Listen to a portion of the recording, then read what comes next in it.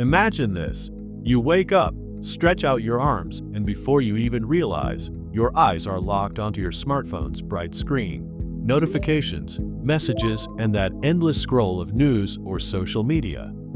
Does it sound familiar? Smartphones have become our loyal companions.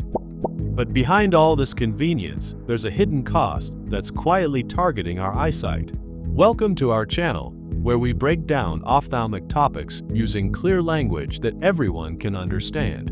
In this video, we're going to explain exactly how smartphones are slowly destroying your sight, what's happening inside your eyes when you stare at that screen, and what you can do about it.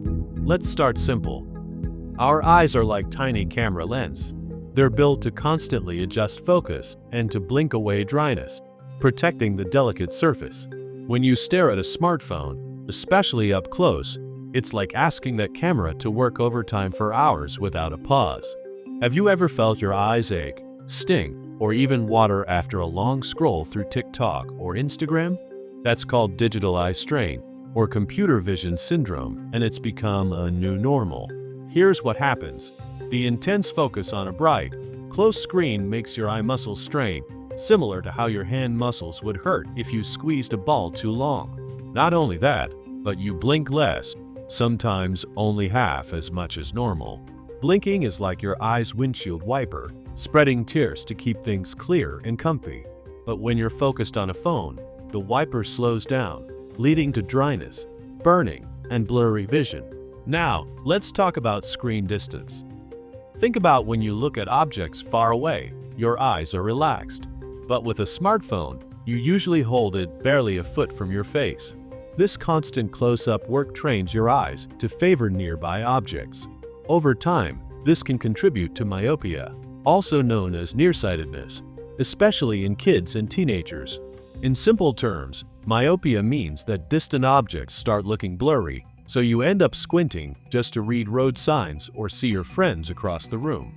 The number of people becoming nearsighted has exploded worldwide, and excessive smartphone and screen time is a big player in that trend.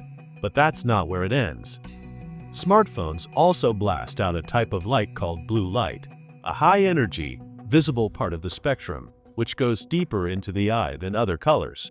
The long-term effects are still being studied, but there's growing evidence that too much blue light, especially late at night, can mess with our eye's internal rhythms and potentially harm the very back of our eye, the retina.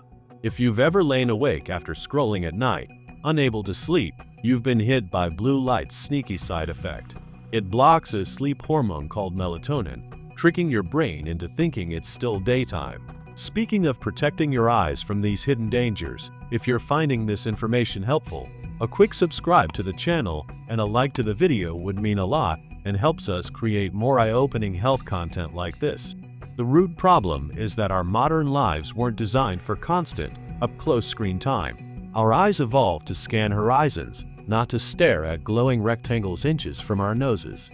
The typical smartphone user checks their phone more than 100 times per day and often racks up over 4 hours of screen time. Multiply that across days, weeks, and years, and it paints a worrying picture for eyesight around the world. If this sounds alarming, there's a bit of good news. You can take back control before the damage becomes permanent. Start by holding your phone at arm's length and in good light to avoid squinting. Try to blink consciously and often, and use the 20-20-20 rule. Every 20 minutes, look at something 20 feet away for 20 seconds. If your eyes burn or feel gritty, take a solid break.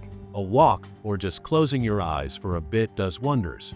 And consider limiting screen time before bed to let your brain settle and pave the way for natural, restful sleep. Thank you so much for watching. We hope you learned something new, and most of all, we hope to see you in the next video.